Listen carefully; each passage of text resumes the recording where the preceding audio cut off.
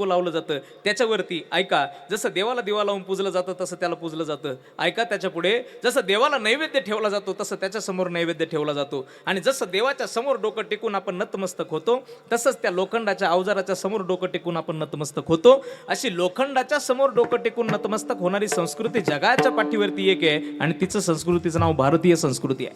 भारतीय संस्कृतीमध्ये हे सगळे सणवार आम्हाला शिकवले, हे कृतज्ञता शिकवली. आणि आमच्या संस्कृतीमध्ये जर जिथे लोखंडाच्या उपकारातून उत्तीर्ण व्हायला शिकवलं जातं, जिथे मुक्या प्राण्याच्या उपकारातून उत्तीर्ण व्हायला शिकवलं जातं, जिथे फळाफुलांच्या उपकारातून उत्तीर्ण व्हायला शिकवलं जातं, तिथे आमच्या जन्मदात्या मायबापाच्या सुद्धा उपकारातून उत्तीर्ण व्हायचं आमच्या संस्कृतीने आम्हाला शिकवलं. आणि किती शिकवलं महाराज. माझे ज्ञानोबराय म्हणतात, म्हणून ऐका, ज्ञानोबराय म्हणतात, सकल तीर्थाची ये दुरे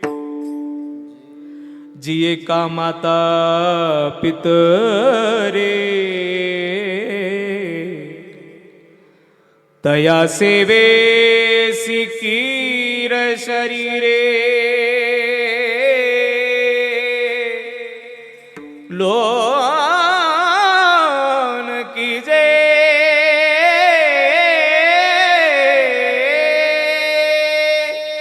माय बाप केवळ काशी माय बाप